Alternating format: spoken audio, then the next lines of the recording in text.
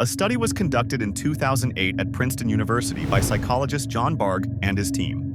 They took a large group of college students and gave them all the same assignment: write a short essay about how they spent their Christmas Eve.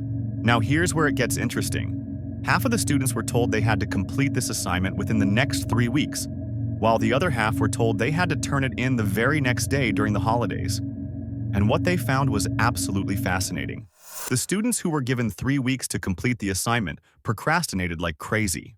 Most of them didn't even start thinking about the essay until the night before it was due, and a significant portion of them turned it in late or not at all. But here's the kicker. The students who were told they had to complete it the next day, during their holiday break, actually got it done. They sat down, wrote the essay, and turned it in on time, even though it was supposed to be their day off. So what's going on here? Why did having less time actually make people more productive? Well, there's a concept in chemistry and psychology called activation energy, which is essentially the minimum amount of energy required to start a chemical reaction. But in our case, it's the mental and physical effort required to actually start doing something. The students with 3 weeks had a massive activation energy barrier. Starting the essay felt like climbing a mountain because they knew they had all this time, so their brain kept saying, "Hey, I'll do it later." But the students who had to do it the next day, their activation energy was much lower because the deadline forced them to just sit down and start. Now studies on procrastination and activation energy like this one have found time and time again that the biggest reason we procrastinate isn't because we're lazy or unmotivated. It's because the activation energy required to start the task feels too high.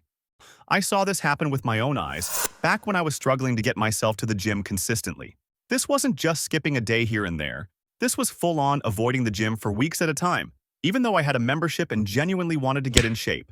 See, you need to have an extremely low activation energy to be able to consistently show up and do something, especially when every part of your brain is screaming at you to just stay on the couch and watch another episode. Now, over time, I was able to figure out exactly why I kept procrastinating on going to the gym and what I needed to change to make it effortless. All I had to do was ask myself a simple question: what's the hardest part about going to the gym right now? And when I really thought about it, the answer was obvious. Before I could even start working out, I had to pack my gym bag, figure out what exercises I was doing that day, and change into my gym clothes. All of these tiny steps were creating massive resistance, and because of this, I spent less time at the gym, which was ultimately the real reason why I wasn't seeing any progress. That's the curse of having high activation energy.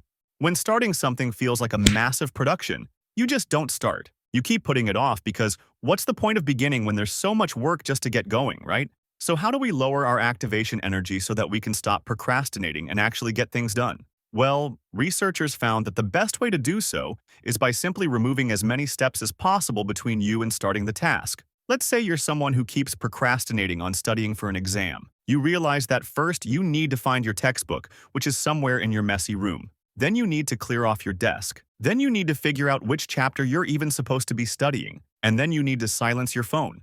That's 4 steps before you even read a single word. No wonder you keep procrastinating.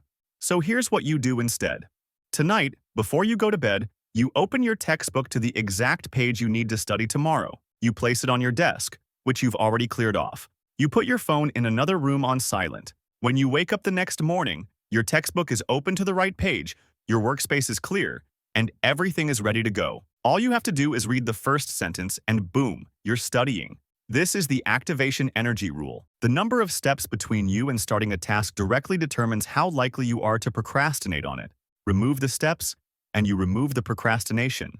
And here's the beautiful part. Once you start, continuing is easy. It's the starting that's hard. So tonight, set up one thing for tomorrow. Remove the barriers. Make starting so easy that your brain runs out of excuses. Do that, and procrastination stops being a problem. And if you want more simple explanations like this one that actually help you get your life together, hit that subscribe button. I'll see you in the next one.